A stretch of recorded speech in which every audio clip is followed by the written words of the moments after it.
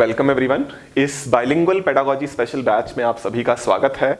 और आज का हमारा टॉपिक है टीचिंग स्किल्स, शिक्षण कौशल। ऐसे कौशल जो कि आपको वास्तविक रूप में एक शिक्षक बनाते हैं। आपने ये जो टीचिंग स्किल्स हैं, हो सकता है कि माइक्रो टीचिंग स्किल्स के नाम से पढ़े हों, तो सेम ही चीज़ है, अलग कुछ नहीं है। माइक्रो टीचिंग में बस आप उसको अपने जो शिक्षण आपकी वो चल रही होती है टीचर ट्रेनिंग, है ना, उसमें उपयोग करते हैं और उसमें सीखते हैं। बट अगर हम वास्तविक कक्षा, रियल स्कूल की, रियल क्लासरूम की बात करें तो वहां भी ये शिक्षण कौशल, teaching skills as it is use होते हैं। आज के टाइम में ना शिक्षक बनना आसान नहीं है। एक शिक्षक के पास, एक टीचर के पास बहुत सारे कौशल होने चाहिए, बहुत सारे स्किल्स होने चाहिए, तभी वो एक अच्छे टीचर बन पाएंगे। तो यहाँ पे दिखा रखा है कि देखो टीचर कितना मल्टीटास्किंग होना चाहिए ना, एक साथ उसको कितने सारे काम करने पड़ते हैं। तो ऐसे ही बहुत सारे स्किल, बहुत सारे कौशल टीचर के पास होने चाहिए, जो कि संख्या में बहुत ज्यादा है, जैसा कि आपको यहाँ पे दिख रहा है। तो बहुत सारे स्किल हैं, वन बाय वन एक एक करके हम इन सभी को पढ़ेंगे, सभी कौशलों को। तो रीइंफोर्समेंट स्किल है, इसके बारे में हम बात करेंगे। एक्सप्लेनेशन स्किल है, इलस्ट्रेशन स्किल है, पाठ को इंट्रोड्यूस करना, चैप्टर का इंट्रोडक्शन स्किल है। तो ये सारे टीचिंग स्किल हैं और एक एक करके हम इन सब के बारे में विस्तार से, डिटेल में बात करेंगे, ताकि आपको इसको बहुत अच्छे से समझ में ये चीज आए और आप ना केवल इसको अपनी परीक्षा के लिए, अपने एग्जाम के लिए, बल्कि एक अच्छे टीचर बनने के लिए भी अपनी पर्सनैलिटी में, अपने व्यक्तित्व में इनको उतार पाए। ठीक है, तो चलिए स्टार्ट करते हैं। एक शिक्षण कौशल जो कि बिल्कुल जब हम क्लास में एंटर करते हैं और नया कोई चैप्टर स्टार्ट करते हैं, नया कोई पाठ शुरुआत करते हैं, तो सबसे पहले जिसकी हमें जरूरत होती है वो है पाठ का परिचय कौशल, लेसन का इंट्रोडक्शन स्किल। तो लेसन को इंट्रोड्यूस कैसे करना है, देखो इसके कई तरीके हैं। तो जब टीचर क्लास में जाते हैं तो बच्चों की उनसे क्या होती है, कुछ अपेक्षाएं, कुछ एक्सपेक्टेशन होती है ना कि आज टीचर क्या कराएंगे। वहीं पे आपको उन बच्चों की उस जो इंटरेस्ट, जो कि उनका खुद का भी है कि आज टीचर आया है, क्या कराने आया है, तो उसको वहीं पे उस इंटरेस्ट को पकड़ लेना है। कैसे? सबसे पहले आपको प्रीलिमिनरी अटेंशन बच्चों की लेनी है, मतलब प्रारंभ में ही उनका ध्यान अपनी तरफ खींच लेना है। ये एक बहुत इंपॉर्टेंट चीज है। अगर आपने वो मिस कर दिया तो क्लास आपकी हाथ से निकल गई। तो बिल्कुल शुरुआत में ही बच्चों का ध्यान अपनी तरफ खींचना है और उसके लिए क्या करना है, वो जो करना है वही है पाठ का, चैप्टर का इंट्रोडक्शन स्किल। ठीक है, पाठ का परिचय कौशल। तो क्या करो, बच्चों से बातचीत शुरू करो। ठीक है, बच्चों को जो आप टॉपिक पढ़ाना चाहते हो डायरेक्टली जाके मत बताओ, बच्चों से जनरल बातचीत शुरू करो। अच्छा, आपको पता है, मान लो आप चैप्टर पढ़ा रहे हो पहाड़ों के बारे में। ठीक है, आप पढ़ा रहे हो कि ये पहाड़ होते हैं इस तरह के, तो अलग अलग उनकी ऊंचाइयां होती हैं, सबसे ऊंचा जो है वो हिमालय है, इस तरह से आप पढ़ाना चाहते हो, कुछ मान लेते हैं। तो आप बच्चों से पूछना शुरू करो, अच्छा आप में से कभी कोई गया है किसी पहाड़ी राज्य में? आप में से है कोई जो कि पहाड़ों से हो, जो जिनका घर पहाड़ों में हो? तो इस तरह की बातचीत आप शुरू करो। ठीक है, किसी बच्चे का हो सकता है कभी जाना हुआ हो, किसी बच्चे का हो सकता है वहां पे घर हो, है ना। तो बच्चों का इस तरह से जो पूर्व ज्ञान है वो आप अपने पास मंगा रहे हैं और बच्चे ना बड़े खुश होकर बताते हैं। आपने देखा होगा, अगर आपने कभी पढ़ाया होगा, बच्चे बड़े खुश होकर बताते हैं कि हाँ सर हम गए हैं, हाँ मैडम हम गए हैं, हाँ मैडम हमारा घर है, हम छुट्टियों में जाते हैं, इस तरह की चीजें। तो बच्चों का जब आप पूर्व ज्ञान निकलवा रहे हो तो बड़े इंटरेस्टिंग तरीके से निकलवाओ और बच्चों का इंटरेस्ट वहीं से आपने पकड़ लिया। ये बहुत बहुत महत्वपूर्ण चीज है, बहुत इंपॉर्टेंट चीज है कि आप इंट्रोडक्शन इतना अच्छे से करो कि बच्चों का इंटरेस्ट वहीं से बन जाए। ठीक है, इसके अलावा आप उसके लिए कोई एप्रोप्रिएट डिवाइस यूज कर सकते हो। अब यहाँ एप्रोप्रिएट डिवाइस, उपयुक्त उपकरण का मतलब क्या है कि आप कक्षा में कोई चीज लेके जा रहे हो जो कि आप बच्चों को दिखाकर उसके बारे में पूछोगे कि बच्चों ये क्या है। ठीक है, तो वो उपकरण जरूरी नहीं है कि हाथ वाली कोई चीज हो, मतलब कि बच्चे उसको हाथ में लेके ही देख सके। वो उपकरण बातचीत भी हो सकती है, जैसे मैंने एग्जांपल लिया बातचीत का। वो उपकरण हो सकती है बच्चों से कुछ पूछना, वो उपकरण हो सकती है कि क्लास में ही कोई चार्ट लगा हुआ है उसको दिखाना कि देखो इसमें क्या दिख रहा है आपको, है ना। तो वो उपकरण कोई भी हो सकता है, वो डिवाइस कोई भी हो सकता है। डिवाइस का मतलब है कोई भी ऐसी चीज जो आप उस चैप्टर को इंट्रोड्यूस कराने के लिए यूज कर रहे हो। ठीक है, जो उस पाठ की शुरुआत के लिए आप उपयोग में ला रहे हो, वो डिवाइस है। तो आपको उपयुक्त तरीके से प्रयोग करना है। जैसे मैंने बातचीत का उदाहरण लिया, कितने उपयुक्त तरीके से हम उसको उपयोग कर सकते हैं, वही तो टीचर का स्किल है, वही तो टीचर का कौशल है। ठीक है, इसके लिए आपको एक और चीज करनी पड़ेगी कि लिंक जो है वो बिल्कुल क्लियर बने। आपने पाठ पढ़ाना था पहाड़ों के बारे में, है ना, हिमालय के बारे में, सबसे ऊंचे पहाड़ के बारे में, इसलिए हमने उदाहरण लिया कि आप में से कौन बच्चा है जो कभी पहाड़ों में घूमने गया है, आप में से कौन बच्चा है जिसका कहीं पे पहाड़ों में घर है, हिमाचल में या उत्तराखंड में, है ना। तो हमने ये उदाहरण क्यों लिया क्योंकि हम लिंक बनाना चाहते हैं, क्योंकि हम कड़ी जोड़ना चाहते हैं कि हम ये चीज बच्चों से पूछ रहे हैं और यही चीज को हम दूसरे तरीके से पढ़ाना चाहते हैं, या इस चीज के बारे में हम वो जानकारी देना चाहते हैं जो बच्चों के पास पहले से नहीं है ना। तो ये जो लिंक है ये बनाना बहुत जरूरी है। अगर पूछ कुछ और रहे हो, पढ़ा कुछ और रहे हो, तो बच्चे तो कंफ्यूज हो जाएंगे ना। तो आपको ये समझना है लिंक बहुत इंपॉर्टेंट चीज है, और अगर वो लिंक आपने अच्छे से बना दिया है ना, कंटेंट जो आप पढ़ा रहे हो और जो आप इंट्रोडक्शन के लिए पूछ रहे हो उनके बीच में अगर लिंक बना दिया, तो वो जो स्पष्ट जुड़ाव है उससे बच्चों के कॉन्सेप्ट बहुत अच्छे से क्लियर होंगे। ठीक है, बच्चों को जो कॉन्सेप्ट क्लैरिटी है, जो समझ जो उनको चीज आएगी वो बहुत अच्छे से आएगी। तो ये भी बहुत जरूरी हो जाता है ना। इसके अलावा आप थोड़ा बहुत मोटिवेशन बढ़ा सकते हो बच्चों का। जैसे हम प्रीवियस नॉलेज टेस्ट कर रहे हैं, है ना, हम पूर्व ज्ञान की जानकारी निकाल रहे हैं, तो मोटिवेट भी करो। अच्छा, आप में से कोई नहीं गया कभी पहाड़ों पे, कोई बात नहीं, बट आपने फिल्मों में देखा होगा, है ना, फिल्मों में एक गाना है, उसमें जो डांस हो रहा है वो वहां पे पहाड़ दिखाए हैं, या इसमें जो हीरो या हीरोइन है वो पहाड़ पे चढ़ता दिखाया है, या उनका घर दिखाया है किसी पहाड़ी पे, इस तरह का कुछ। तो आप फिल्मों का उदाहरण ले लो, कुछ भी ऐसा उदाहरण ले लो ताकि वो लिंक कर पाए, ताकि वो कनेक्ट कर पाए और वो अभिप्रेरित हो पाए, वो मोटिवेट हो पाए कि अरे हाँ, आज तो टीचर बड़ा इंटरेस्टिंग टॉपिक पढ़ा रहा है ना। तो वो जो इंटरेस्ट बन गया, वो जो मोटिवेशन बन गया, यही स्किल है टीचर का कि बच्चों के लिए वो मोटिवेशन बना पाए, बच्चे उस चीज को सुनकर मोटिवेट हो पाए, वो और जानना चाहे, उनकी क्यूरियोसिटी बढ़ जाए, उनकी जिज्ञासा बढ़ जाए कि टीचर आज क्या ऐसा अलग बताने वाला है। ठीक है, इसके अलावा रेलेवेंस एंड कंटिन्यूटी। रेलेवेंस ये वही चीज है, क्लियर लिंक, तो रेलेवेंट होना चाहिए, मतलब प्रासंगिकता होनी चाहिए। आप कुछ भी उदाहरण नहीं दोगे, स्पेशली आप गलत उदाहरण बिल्कुल नहीं दोगे। शिक्षक ऐसा करते हैं कि कुछ गलत उदाहरण ले लिया या कुछ ऐसा उदाहरण ले लिया जो कि प्रासंगिक नहीं है, जो कि रेलेवेंट नहीं है, तो इस तरह के एग्जाम्पल कोई फायदा नहीं करते, इस तरह के उदाहरण फायदा नहीं करते, अगेन बच्चों को कंफ्यूज करते हैं। तो टीचर का स्किल सिर्फ ये नहीं है, ध्यान से सुनना, सिर्फ ये नहीं है कि क्या उदाहरण देना है, टीचर का स्किल, टीचर का कौशल ये भी है कि क्या उदाहरण नहीं देना है। तो दोनों तरह की चीजें टीचर को पता होनी चाहिए कि जब मैं कक्षा में जाऊंगा, मतलब पहले से उसके दिमाग में ये चीज होनी चाहिए, जब मैं क्लास में जाऊंगा तो मैं ये चीज बताऊंगा और मैं ध्यान रखूंगा कि मैं बच्चों के मन में ये गलतफहमी ना आने दूं, तो मैं ये उदाहरण दूंगा ताकि बच्चों के मन में ये गलतफहमी ना आए। ठीक है, तो आपको पता होना चाहिए। और फिर कंटिन्यूटी मेंटेन रखनी है कि जैसे जैसे पढ़ा रहे थे, जैसे जैसे पूछ रहे थे, उसके साथ साथ पढ़ाना शुरू किया। फिर बच्चों को बोला कि किताब में भी देखो ऐसा डायग्राम बना हुआ है या ऐसी फोटो दी गई है, किताब में देखो ये उदाहरण दिया गया है ना। तो आप बिल्कुल लिंक करते हुए चलो, ये लिंक करते हुए चलना ही है शिक्षक का सबसे पहला पाठ परिचय कौशल, लेसन इंट्रोडक्शन स्किल।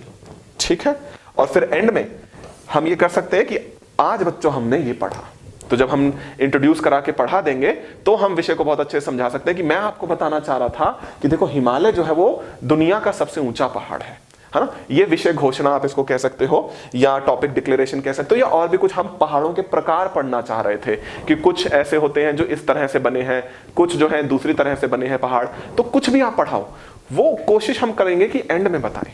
ठीक है, आपको ये समझना है कि विषय घोषणा, इसलिए मैंने भी सबसे एंड में लिखा कि विषय की घोषणा, टॉपिक का जो नाम हमें बताना है, डिक्लेयर करना है कि हम तो ये पढ़ना चाह रहे थे, वो बाद में आएगा। पहले इंटरेस्ट डेवलप करो, पहले मोटिवेशन डेवलप करो, पहले बच्चों की जिज्ञासा को बढ़ाओ, बच्चों का पूर्व ज्ञान देखो कि क्या आता है उनको, क्या पता है उनको, और उसको लिंक कर दो, उसको जोड़ दो जो आप आज पढ़ाने वाले हो।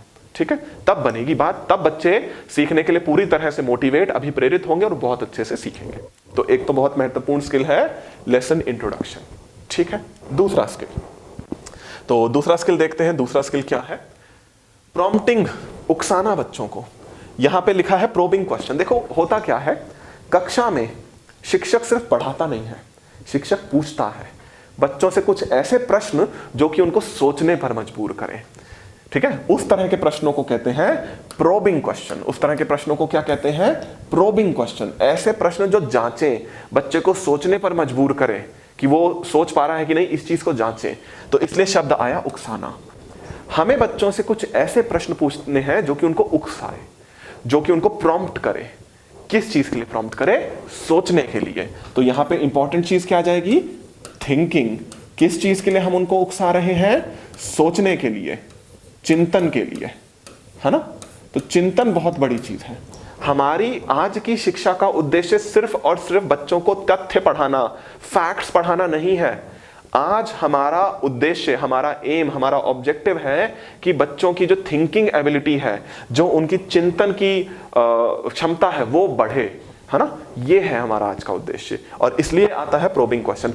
तो एक शिक्षक का, एक टीचर का बहुत इंपॉर्टेंट स्किल है कि वो ऐसे क्वेश्चन पूछ सके क्लास में बच्चों से जो उनको सोचने पर मजबूर करे।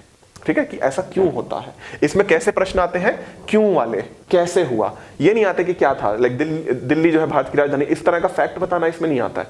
दिल्ली ही भारत की राजधानी क्यों है और कोई जगह क्यों नहीं है। अच्छा, मान लो उनको पता है कि पहले कोलकाता हुआ करती थी, आज से लगभग 100 साल पहले, तो कोलकाता से दिल्ली क्यों लाई गई, ये क्यों वाले प्रश्न जो हैं वो है आपके प्रोबिंग क्वेश्चन।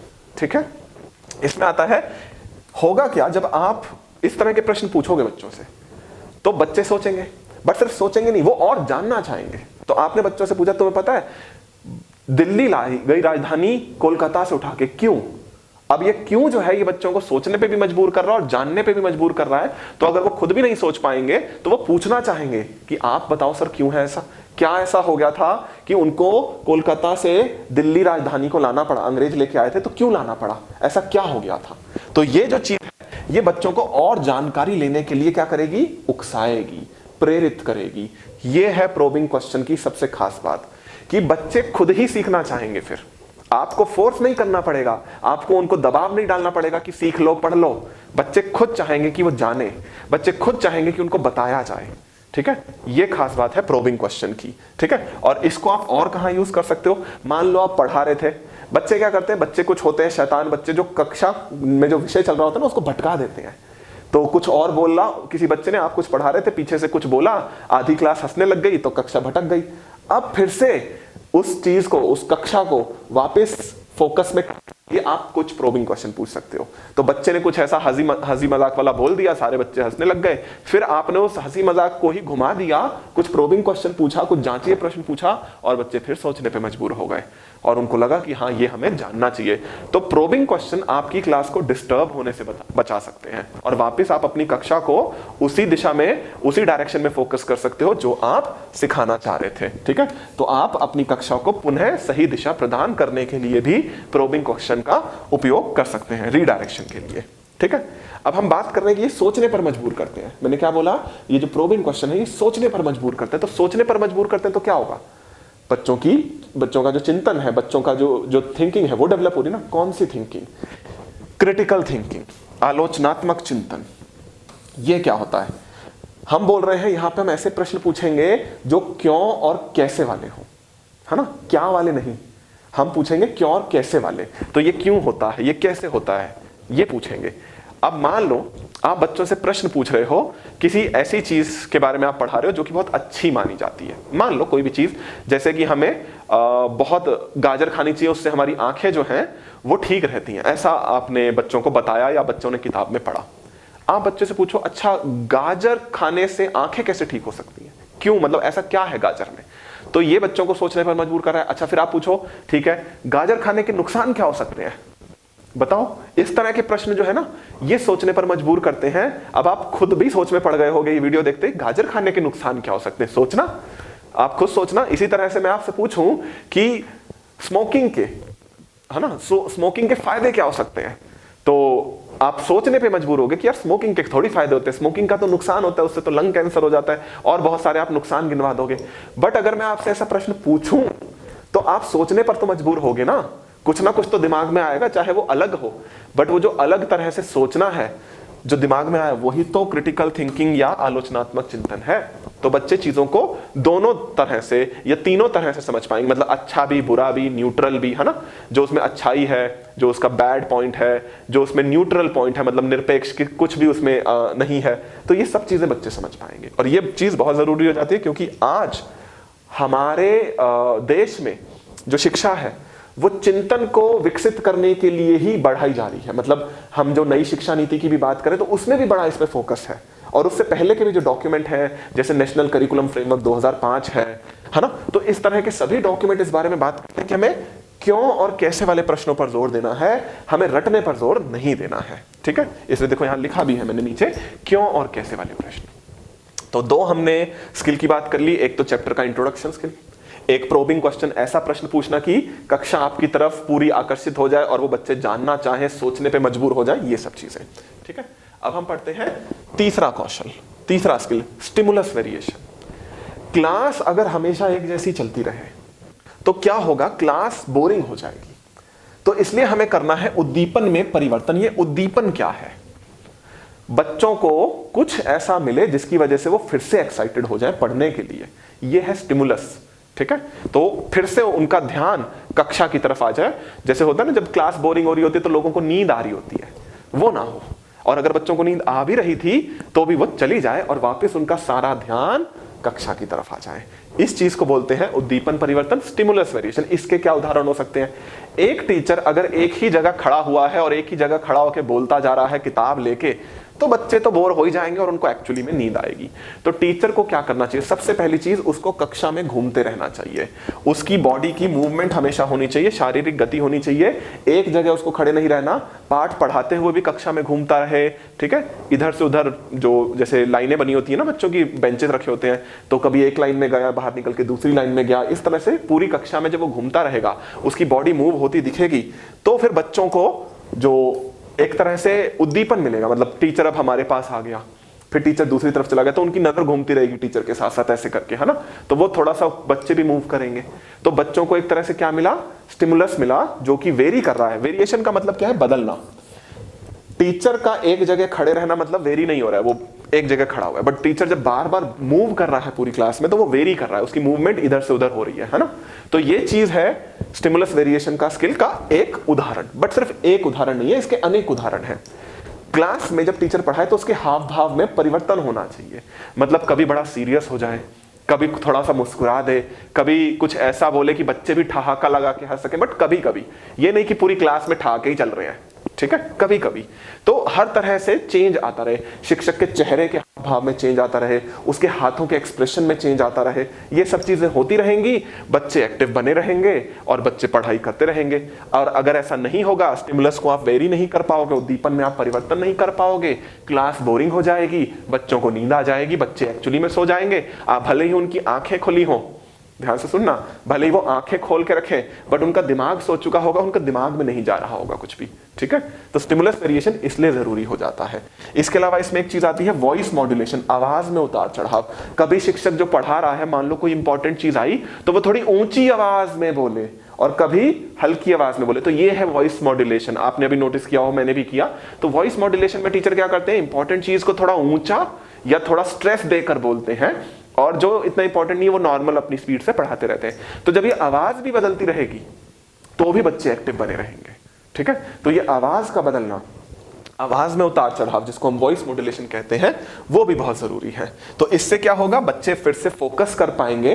क्यों मैंने वॉइस मॉड्यूलेशन का एग्जांपल दिया, मैंने बोला ना, कुछ इंपॉर्टेंट चीज जब आए तो आप जोर देकर बोलो, है ना, आप थोड़ा ऊंची आवाज में बोलो।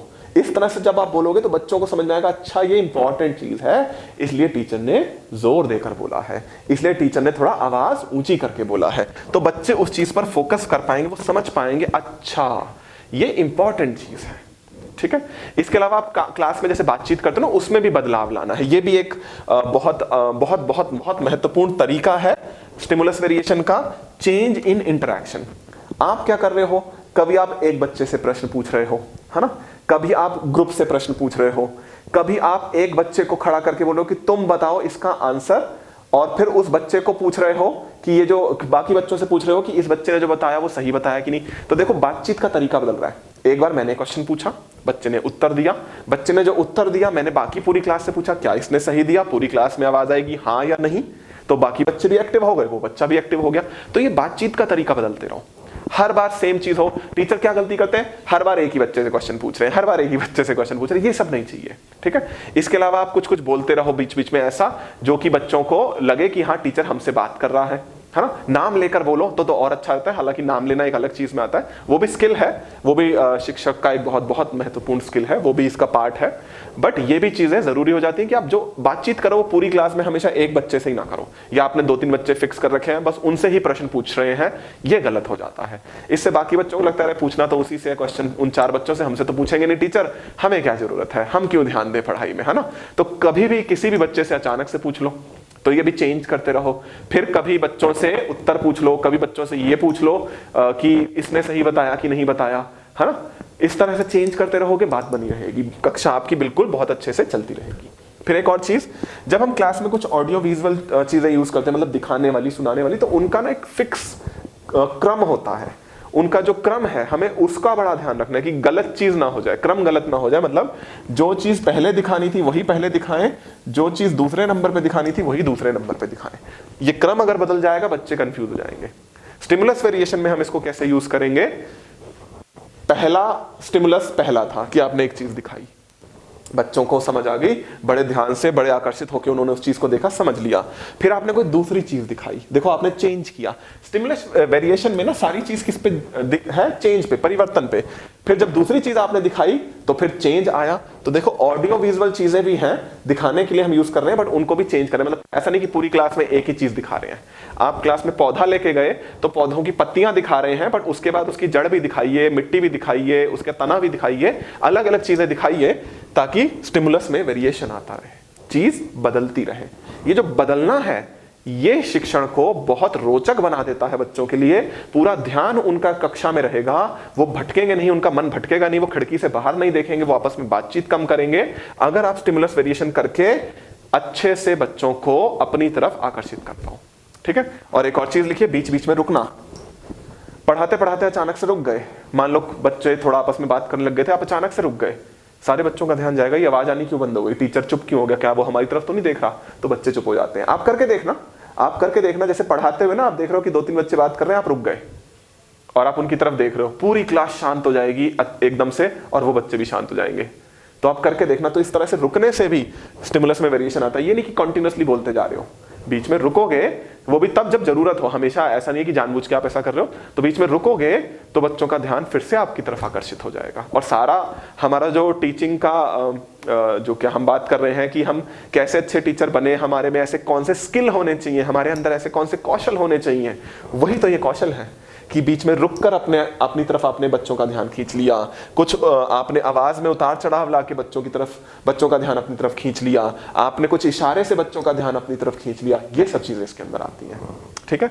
तो 3 स्किल हमने पढ़ लिए हैं, 1 स्किल और पढ़ते हैं इसी वीडियो में, बाकी के स्किल अगली वीडियो में पढ़ेंगे।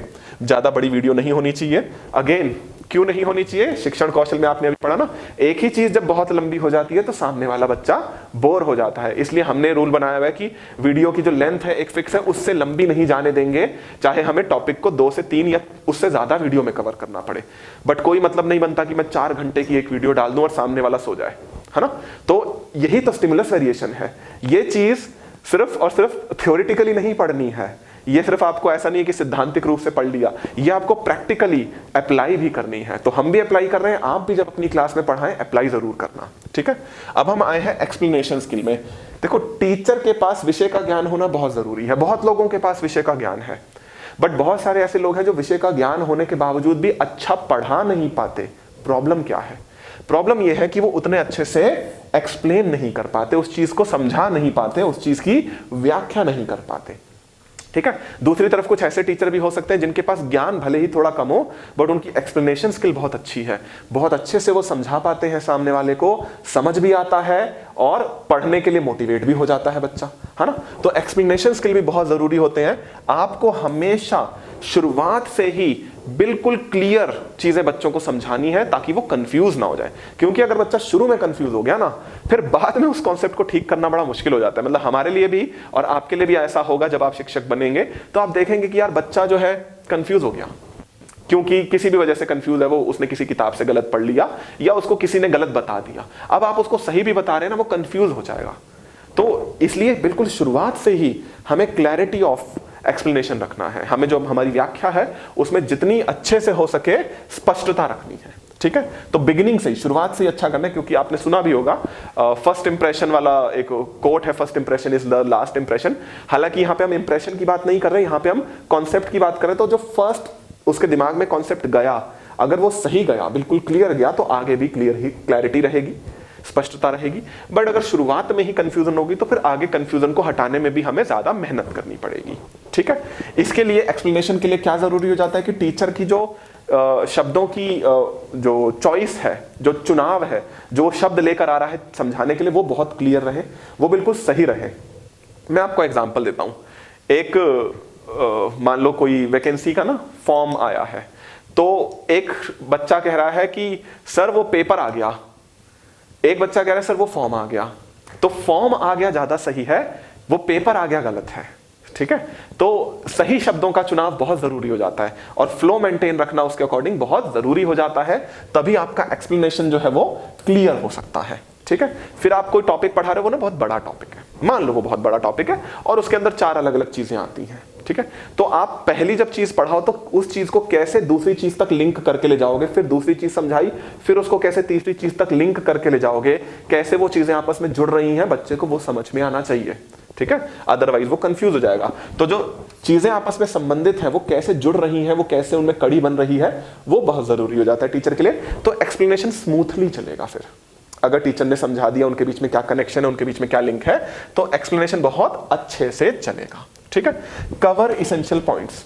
जब हम बात करते हैं पढ़ाने की, तो हमें सारे इंपॉर्टेंट पॉइंट्स कवर करने में, यहां पे ये गिने चुने पॉइंट्स ही क्यों लेके आया हूं, क्योंकि ये सबसे इंपॉर्टेंट चीज है। पेपर में जब क्वेश्चन आएगा तो आपको यही शब्द देखने को मिलेंगे पेपर में क्वेश्चन में भी। ठीक है, तो ये नोट्स आप बना भी सकते हो अपने हाथ से लिख के, इसलिए यहां पे इंग्लिश हिंदी दोनों में लिखे हैं। तो बहुत जरूरी हो जाता है, क्या बहुत जरूरी हो जाता है कि आप हर इसेंशियल पॉइंट को कवर कर लो, कुछ छूटे नहीं, है ना। मतलब 90% इसेंशियल पॉइंट कवर हो जाए, 10% तो स्टूडेंट अपने आप पढ़ के या अपनी सोच से भी विकसित कर लेता है, बट ये चीजें जरूरी हैं। तो क्यों मैं यहां पे पॉइंट्स लेके आया, इसीलिए लेके आया, कुछ छूटे नहीं।